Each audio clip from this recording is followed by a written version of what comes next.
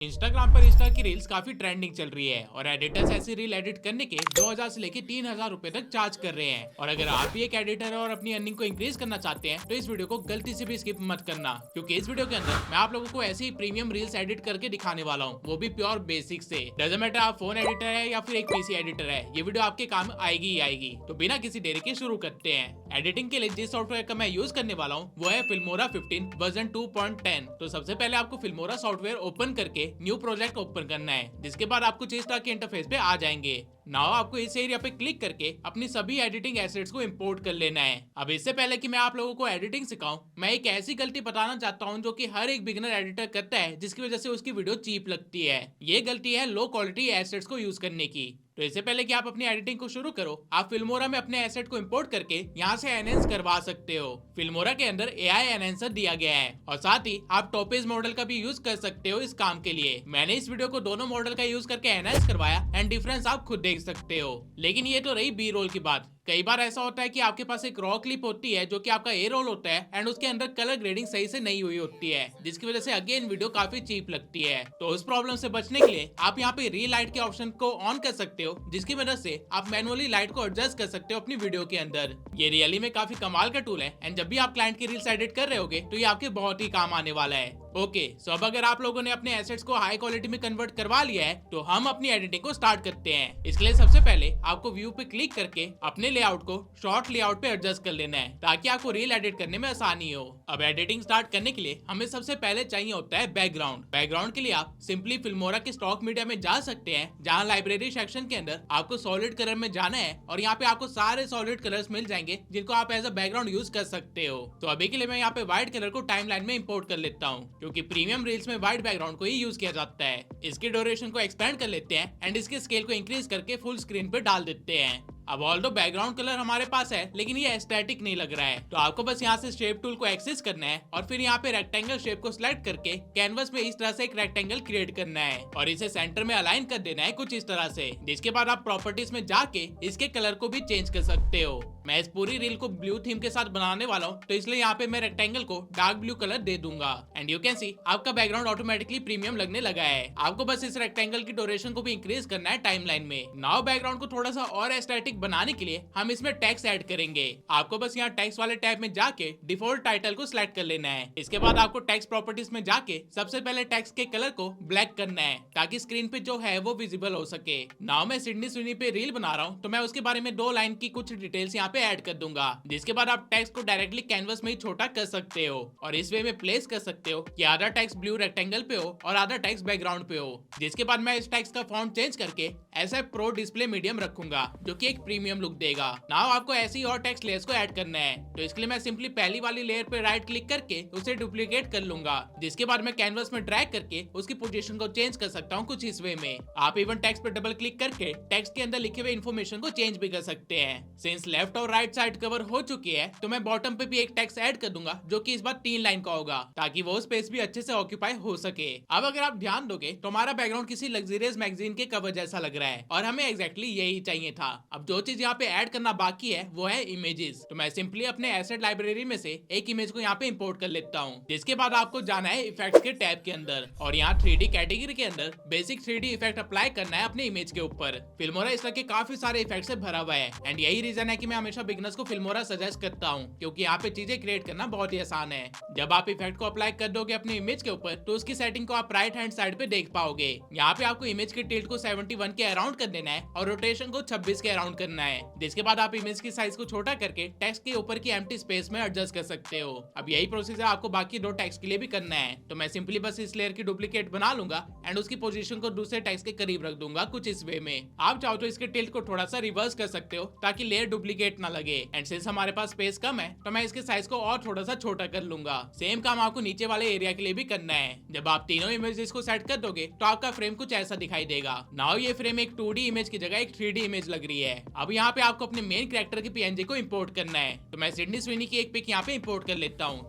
जिसका साइज बढ़ा के मैं उसे कुछ इस वे में एडजस्ट कर दूंगा कि ये फ्रेम के सेंटर में रहे। जब आपका पीएनजी सेट हो जाए तो उसके बाद आपको अगेन एक टेक्स्ट लेयर को सिलेक्ट करना है। ये टेक्स्ट आपके फ्रेम का मेन टेक्स्ट होगा, जो कि रेक्टेंगल के अंदर ही विजिबल होगा मेन कैरेक्टर के जस्ट ऊपर। तो मैं इसे सही जगह पे प्लेस कर देता हूँ, जिसके बाद आपको इसके लिए एक बोल्ड फॉन्ट को सिलेक्ट करना है। मोंस्ट्रार्ट मीडियम बेस्ट फॉन्ट रहेगा इस टेक्स्ट के लिए। नाउ आपको इस टेक्स्ट लेयर की एक डुप्लीकेट बना के अपने दूसरे कीवर्ड को यहाँ पे लिखना है, जिसका साइज एंड वेटेज पहले वाले टेक्स्ट से ज्यादा होगा। जैसे कि मैं यहाँ पे गर्ल लिख देता हूँ क्योंकि मेरे वॉइस ओवर में यही है। एंड इसके फॉन्ट को मैं मॉन्ट्रास्ट ब्लैक चूज कर लेता हूँ, जो कि एक ज्यादा हैवी फॉन्ट है। आपको दो चीजें यहाँ पे मेक श्योर करनी है। सबसे पहला, सारे टेक्स्ट रेक्टेंगल के अंदर ही होने चाहिए, एंड दूसरा, दोनों की वेटेज में डिफरेंस होना चाहिए ताकि वर्ड्स को एम्फसाइज किया जा सके विजुअली। सिंस ये फोटो हमारे टेक्स्ट को कवर कर रही है, तो मैं इसे थोड़ा सा टॉप साइड में रख दूंगा जहाँ पे स्पेस एम्प्टी है, जिससे कि हमारा सीन मैसी नहीं लगेगा। सेम काम मैं बाकी की दो इमेजेस के लिए भी कर लेता हूँ। जब ये हो जाए तो आपको वापस से इफेक्ट टैब के अंदर जाना है, एंड इस बार ब्लर कैटेगरी के अंदर अल्ट्रा ब्लर इफेक्ट को इन छोटी इमेजेस पे अप्लाई कर देना है। ब्लर स्ट्रेंथ को आप अपने अकॉर्डिंग एडजस्ट कर सकते हैं। जब आप ये इफेक्ट इन तीनों इमेजेस पे अप्लाई कर दोगे तो फाइनली आपका पहला फ्रेम कुछ ऐसा दिखाई देगा। नाउ आपका फ्रेम तो टेक्निकली रेडी है, लेकिन इसमें अभी भी मजा नहीं आ रहा है क्योंकि इसके अंदर हमने अभी तक मोशन नहीं दिया है। तो मोशन देने के लिए सबसे पहले आपके पास वॉइस ओवर होनी चाहिए। तो मैंने इस रील के लिए एआई से एक वॉइस ओवर जनरेट करवा ली थी, जिसे मैं यहाँ पे इंपोर्ट कर लेता हूँ। एक बार आप वॉइस ओवर सुनिए। This girl went from posting online to fighting her way into in the Hollywood yates. Sydney Sweeney turned famous. Okay, so इस वॉइस ओवर के अकॉर्डिंग हमारा पहला फ्रेम इस मोमेंट पे खत्म हो जाना चाहिए, और हमें जो भी मोशंस देने हैं वो इस मोमेंट से पहले ही देने हैं। तो सबसे पहले मैं अपने मेन कैरेक्टर की मेन इमेज को सिलेक्ट करके जो हमारा लास्ट मोमेंट है इस फ्रेम के लिए उस टाइम पे जाऊंगा, एंड यहाँ से पोजीशन में एक की फ्रेम ऐड कर दूंगा। जिसके बाद मैं इस लेयर की स्टार्टिंग में आके दोबारा से एक की फ्रेम ऐड करूंगा एंड इसकी पोजीशन को थोड़ा सा नीचे कर दूंगा, जिससे कि कुछ इस तरह की एनिमेशन बनेगी। एनिमेशन को स्मूथ करने के लिए आप यहाँ पे क्लिक करके की फ्रेम के ग्राफ को ओपन कर सकते हो, और फिर यहाँ से मिडल वाले ग्राफ को सिलेक्ट कर सकते हो। की फ्रेम के कर्व को कुछ इस तरह से एडजस्ट करके आप अपनी एनिमेशन को स्मूथ बना लोगे कुछ इस वे में। आपको बाकी की तीन इमेजेस के साथ भी यही करना है। आप चाहो तो डायरेक्टली की फ्रेम्स को कॉपी पेस्ट कर सकते हो बाकी तीन लेयर्स में। आप लोगों का टाइम वेस्ट ना हो इसलिए इस सीन को मैं थोड़ा सा फास्ट फॉरवर्ड कर देता हूँ। नाउ सारे एलिमेंट्स मोशन में आ चुके हैं सिवाय टेक्स्ट को छोड़ के, इसलिए आपको अपनी टेक्स्ट वाली लेयर को सिलेक्ट करना है और यहाँ से एनिमेशन वाले टैब में जाना है, जहाँ पे आपको काफी सारे टेक्स्ट की एनिमेशन मिल जाएगी। आपको यहाँ पे ब्लर इन एनिमेशन को सिलेक्ट करना है एंड अप्लाई टू ऑल पे क्लिक कर देना है, जिससे ये एनिमेशन हर एक टेक्स्ट लेयर पे लग जाएगी। नाउ आपको अपने मेन टेक्स्ट को एनिमेट करना है जो कि रेक्टेंगल के बीच में है। इसके लिए आपको सबसे पहले अपने टेक्स्ट लेयर को सिलेक्ट करना है एंड देन वीडियो टैब के अंदर जाके पोजीशन पे एक की फ्रेम ऐड करना है। हम यहाँ पे भी इमेज वाली एनिमेशन को ही रेप्लिकेट करेंगे। सेम काम आपको दूसरे टेक्स्ट लेयर के साथ भी करना है। जब ये हो जाए फिर आपका जो मेन वेटेज वाला टेक्स्ट है उस लेयर को थोड़ा सा आगे रख देना बाकी टेक्स्ट लेयर से, यानी कि जहाँ पे बाकी लेयर्स की एनिमेशन खत्म हो जाएगी उस मोमेंट पे आपकी इस लेयर की एनिमेशन स्टार्ट होनी चाहिए। जब आप ऐसा करोगे तो आपकी फाइनल एनिमेशन कुछ ऐसी दिखाई देगी। नाउ आपका फर्स्ट फ्रेम लगभग रेडी है। अब आपको एक ट्विटर यूआई बनाना है। तो इसके लिए सबसे पहले आपको एक रेक्टेंगल शेप को ऐड कर लेना है अपनी टाइमलाइन में। यहाँ कॉर्नर रेडियस की वैल्यू को इंक्रीज करके आप रेक्टेंगल के कॉर्नर्स को राउंड कर सकते हो कुछ इस वे में। नाउ आपको एक डीपी और वेरीफाइड का पीएनजी चाहिए, जिसे मैं यहाँ से इंपोर्ट कर लेता हूँ। आपको चीजें विजिबल रहे इसलिए मैं रेक्टेंगल के बैकग्राउंड को थोड़ा सा ब्लैक कर देता हूँ ताकि एक अच्छा सा यूआई डिजाइन यहाँ पे बन सके। इसके बाद आपको बस टेक्स्ट लेयर को ऐड करके यूजर नेम टाइप करना है एंड बाकी एलिमेंट्स को सही पोजीशन पे रखना है। ये बहुत ही इजी चीज है, तो इसलिए मैं आप लोगों का यहाँ पे टाइम वेस्ट नहीं करूंगा। फाइनली आपका ट्विटर नोटिफिकेशन यूआई कुछ ऐसा दिखाई देगा। आपको सभी लेयर्स को सिलेक्ट करके टाइमलाइन की स्टार्टिंग में स्ट्रेच कर लेना है, जिसके बाद आप इसे कंपाउंड क्लिप में कन्वर्ट कर सकते हो। अब मैं सीधा कंपाउंड क्लिप को ही ड्रैग करके इस पूरे यूआई की पोजीशन को चेंज कर सकता हूँ कुछ इस वे में। आप चाहो तो राइट क्लिक करके अपने कंपाउंड क्लिप को डिटैच भी कर सकते हो। मैं इसकी पोजीशन को थोड़ा ठीक कर लेता हूँ क्योंकि अब हमें एक नेक्स्ट फ्रेम की ट्रांजिशन बनानी है। मैं पहले वाले क्लिप को भी यहाँ पे डी कंपाउंड करके सभी लेयर्स को वापस से सिलेक्ट करूंगा एंड इन सभी को एक नए कंपाउंड क्लिप में कन्वर्ट कर लूंगा कुछ इस वे में। जिसके बाद मैं इस कंपाउंड क्लिप की हाइट को इंक्रीज करूंगा ताकि ये ट्विटर वाला यूआई ऊपर छुप जाए और जो हमारा मेन कैरेक्टर है वो फ्रेम के बिल्कुल बीच में आ जाए। बेसिकली हम यहाँ पे 3D कैमरा इफेक्ट दे रहे हैं सीन के अंदर डेप्थनेस बढ़ाने के लिए। ये सब कुछ होने के बाद आपकी एनिमेशन कुछ ऐसी दिखाई देगी।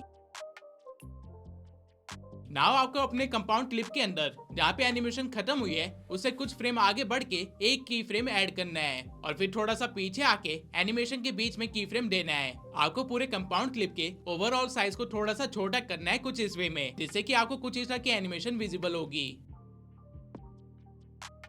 नाउ आपको क्या करना है कि आपको दोबारा से एक बैकग्राउंड रेडी करना है। तो सिंपली स्टॉक मीडियम में जाके सॉलिड कलर में जाके आपको बैकग्राउंड मिल जाएगा, जिसे आपको कंपाउंड क्लिप वाली लेयर के नीचे रखना है कुछ इस वे में एंड इसके साइज को स्केल कर देना है। नाउ आपको अपने कंपाउंड क्लिप को सिलेक्ट करना है एंड देन वीडियो टैब के अंदर शैडो को ऑन कर देना है, जिससे कि सीन में थोड़ी सी डेप्थनेस आएगी। अब आपका फर्स्ट फ्रेम पूरी तरह से रेडी है एंड इसलिए आपको सेकंड फ्रेम बनाना स्टार्ट करना है, जिसके लिए आपको एक वीडियो क्लिप चाहिए होगी। मैं इस वीडियो क्लिप की डायमेंशन को एक्जैक्टली उतना ही रखूंगा जितना मेरे फर्स्ट फ्रेम के डायमेंशन थे एंड फिर आपको इस वीडियो को कैनवस के बाहर कर देना है कुछ इस तरीके से।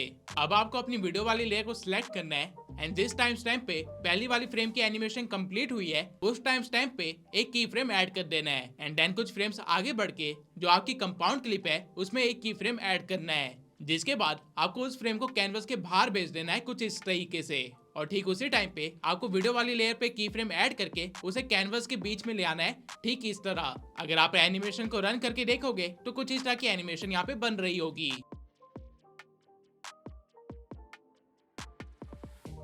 नाउ आपने एक 3D सीमलेस ट्रांजिशन बना लिया है सेकंड फ्रेम में शिफ्ट करने के लिए। अब आपको अपने सेकंड फ्रेम को पूरी तरह से रेडी करना है, तो इसके लिए आपको बस टेक्स्ट में जाके यहाँ एक टेक्स्ट लेयर को ऐड करना है एंड वो मेन कीवर्ड्स लिखने हैं जो कि आपके वॉइस ओवर में है। जैसे कि मैं यहाँ पे फाइटिंग लिख देता हूँ और इसे ब्लू कलर देके फॉन्ट कैमरिका बोल्ड इटैलिक दे देता हूँ, जो कि फिल्मोरा में पहले से ही है। सिंस हमने एक टेक्स्ट ऐड करा है तो इसे हम एनिमेशन भी देंगे। मैं यहाँ पे blur shine in animation add कर देता हूँ। इसके बाद आपको टेक्स्ट लेयर की ड्यूरेशन को थोड़ा सा इंक्रीज करके वीडियो वाले टैब में जाना है और एक की फ्रेम ऐड करना है, क्योंकि हमें ये टेक्स्ट लेयर सेकंड फ्रेम के साथ आता हुआ दिखाना है। मैं इस लेयर की स्टार्टिंग में भी एक की फ्रेम ऐड कर दूंगा एंड पोजीशन को राइट भेज दूंगा जहाँ पे हमारा सेकंड फ्रेम है, जिसके बाद आगे वाले की फ्रेम पे आके आपको मेक श्योर करना है कि टेक्स्ट फ्रेम के साथ ही आए।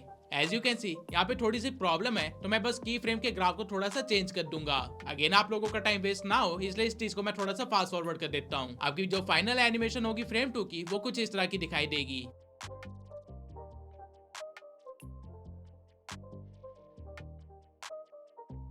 अब इस मोमेंट पे आपको करना क्या है कि एक और टेक्स्ट लेयर को यहाँ पे ऐड करना है एंड आपके वॉइस ओवर के बाकी के कैप्शन को यहाँ पे लिखना है। आप चाहे तो ये काम ऑटो कैप्शन से भी कर सकते हो, लेकिन अभी के लिए मैं ये मैनुअली करूंगा। इस टेक्स्ट की पोजीशन को आपको मेन कीवर्ड के नीचे रखना है एंड देन इस टेक्स्ट को भी आपको एक्जैक्टली सेम की फ्रेम देने हैं जो कि आपने मेन कीवर्ड को दिए थे। ये करने के बाद आपका फाइनल रिजल्ट कुछ ऐसा दिखाई देगा। नाउ कांग्रेचुलेशंस, क्योंकि आपका सेकंड फ्रेम भी बन चुका है। अब आपको अपने थर्ड फ्रेम की प्रिपरेशन करनी है। आप चाहे तो नई कंपाउंड क्लिप बना के थर्ड फ्रेम बनाना स्टार्ट कर सकते हो या फिर नया प्रोजेक्ट भी स्टार्ट कर सकते हो। तो यहाँ पे अगेन आपको सबसे पहले सेम बैकग्राउंड को इंपोर्ट करना है एंड देन स्केल करना है, जिसके बाद पेन टूल का यूज करके आपको एक कर्व लाइन क्रिएट करनी है एंड ऊपर से इसके डॉट्स को कनेक्ट कर देना है कुछ इस वे में। आप यहाँ कलर के ऑप्शन से अपने पेन टूल से बनाए गए शेप के अंदर कलर भी फिल कर सकते हैं और इन हैंडल्स का यूज करके आप अपने शेप को ज्यादा स्मूथ कर सकते हैं। नाउ आपको अपने मेन कैरेक्टर की एक इमेज को यहाँ पे अपलोड करना है और उसकी पोजीशन सेट करने के बाद एक दूसरी इमेज को भी इंपोर्ट करना है जो कि कैनवस के थोड़ा सा बाहर रहेगी कुछ इस वे में। मैं इसे यहाँ से फ्लिप कर देता हूँ ताकि स्पेस अच्छे से ऑक्यूपाई हो सके। जिसके बाद आपको इफेक्ट्स में जाके यहाँ जो आगे वाली इमेज है उस पर ब्लर इफेक्ट को अप्लाई कर देना है। इससे अगेन आपका प्लेन 2D सीन काफी हद तक 3D लगेगा। जब आप ये कर लो उसके बाद आपको यहाँ पे एक टेक्स्ट लेयर को ऐड करना है और फिर वो लिखना है जो कि आपकी वॉइस ओवर में चल रहा होगा। टेक्स्ट को अगेन आपको एम्प्टी स्पेसेस को फिल करने के लिए इस्तेमाल करना है। इसके बाद आपको सेम टेक्स्ट लेयर को कॉपी करके सेकंड लाइन को भी कंप्लीट करना है आपकी वॉइस ओवर की। मेक श्योर कि एक लाइन में 75 कैरेक्टर से ज्यादा वर्ड्स नहीं होने चाहिए, अदरवाइज आपका सीन प्रीमियम नहीं बल्कि मैसी दिखेगा। अब आपको पेन टूल का यूज करके एक एरो जैसी शेप बनानी है एंड मेक श्योर करना है कि इस शेप को आप क्लोज ना करो। जब आप ये करोगे तो आपके पास शेप का एक पैनल खुलेगा जहाँ पे स्ट्रोक को एनेबल करने पे आप यहाँ प्रेजेंट किसी भी इफेक्ट को इस शेप को दे सकते हो। इवन आप स्ट्रोक के वेट को भी बढ़ा कम कर सकते हो। तो फिलहाल के लिए मैं एरो के कलर को ब्लू रख लेता हूँ एंड इसकी थिकनेस को थोड़ा सा बढ़ा देता हूँ। नीचे स्क्रॉल करने पे आपको एंड पाथ का एक ऑप्शन दिखेगा। यहाँ से आप ये सिलेक्ट कर सकते हो कि आपकी जो लाइन है उसके एंड में क्या होना चाहिए। तो सिंस हमने यहाँ पे एक एरो बनाया तो मैं यहाँ पे एरो ही चूज कर लेता हूँ। नीचे आपको ट्रिम पार्ट का एक टॉगल मिलेगा जिसमें अगर आप एंड की वैल्यू को 0 कर देते हो और की फ्रेम ऐड कर देते हो एंड देन थोड़ा आगे बढ़ के इसकी वैल्यू को वापस से 100 कर देते हो तो आपके शेप में ऑटोमेटिकली एक एनिमेशन ऐड हो जाएगी कुछ इस तरह से।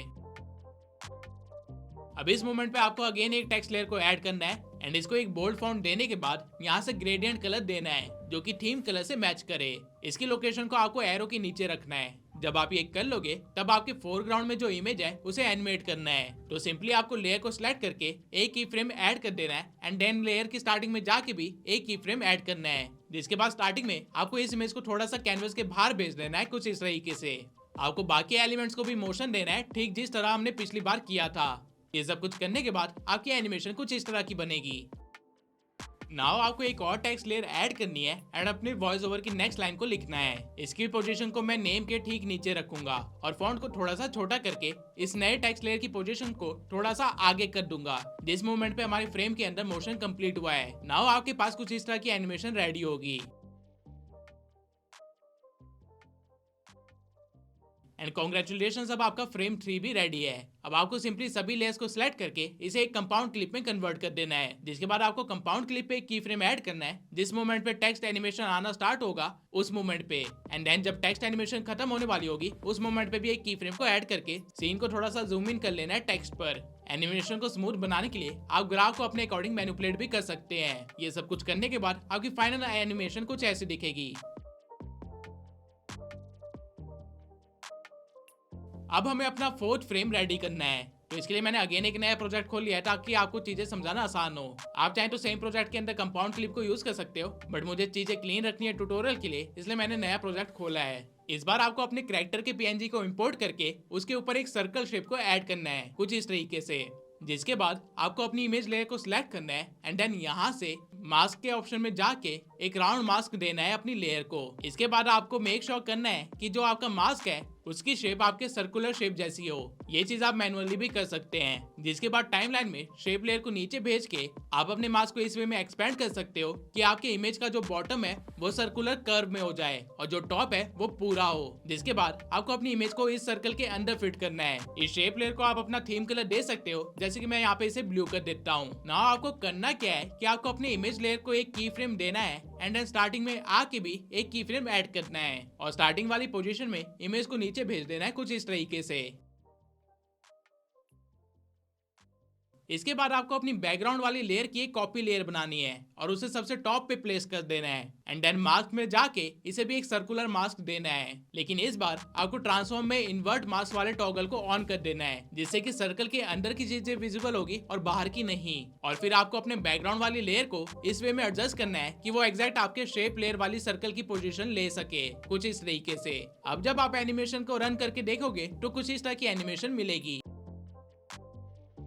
आप अगेन ग्राफ में जाके अपनी एनिमेशन को स्मूथ कर सकते हो। जब ये हो जाए फिर आप सेकंड पीएनजी को ऐड कर सकते हो टाइमलाइन में। जस्ट मेक श्योर कि ये नई इमेज ऊपर वाले बैकग्राउंड लेयर के नीचे ही रहे, जैसे कि आपका मास्क इफेक्ट खराब नहीं होगा। इस इमेज की लेयर को उस मोमेंट पे स्टार्ट होना चाहिए जिस मोमेंट पे पिछली एनिमेशन कंप्लीट हुई है एंड पिछली इमेज की लेयर के एक्स्ट्रा पार्ट को आपको कट करना है ताकि एक मैच कट टाइप ट्रांजिशन बन सके। ठीक इसी वे में आपको 3-4 इमेजेस को इंपोर्ट करके उनके साथ भी यही करना है। हर इमेज की ड्यूरेशन को आपको छोटा रखना है ताकि एक अच्छा खासा कट इफेक्ट बने। ये करने के बाद आपको टेक्स्ट ऐड करना है और फ्रेम के अकॉर्डिंग उसे मोशन देना है।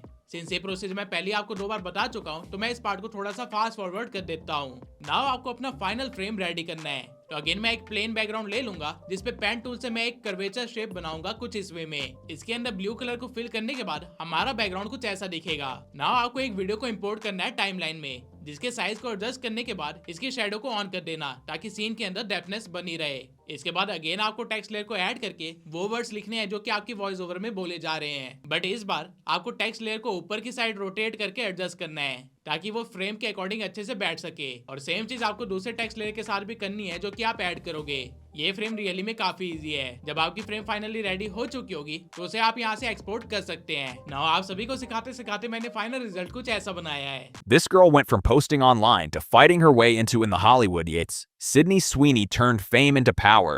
From playing Cassie in Euphoria, starring in rom-coms like Anyone But You, she has proved her range as actress. She started like an influencer online. But today, Sydney Sweeney runs Hollywood on her own terms. Premium reel edits बनाना बहुत ही आसान है अगर आपके पास सही background and सही एसेट्स हो। एंड इसलिए मैं सजेस्ट करूंगा कि आप मेरे डिस्क्रिप्शन में दिए हुए लिंक से फिल्मोरा को डाउनलोड करें एंड उसके ऊपर ही रील्स बनाएं, क्योंकि फिल्मोरा के अंदर ये सारा काम काफी इजी है जैसा कि आपने वीडियो के अंदर देखा। लेकिन अगर आपको लग रहा है कि चीज ने काफी टाइम लिया है एंड आप इसे फास्ट फॉरवर्ड करना चाहते हो तो मेक श्योर कि आप मेरी इस वाली वीडियो को जरूर देखें, जिसके अंदर मैंने एआई से एडिटिंग कैसे करते हैं ये सिखाया है। अगर आपको वीडियो पसंद आई हो तो वीडियो को लाइक करना मत भूलना। मिलते हैं अगली वीडियो के अंदर।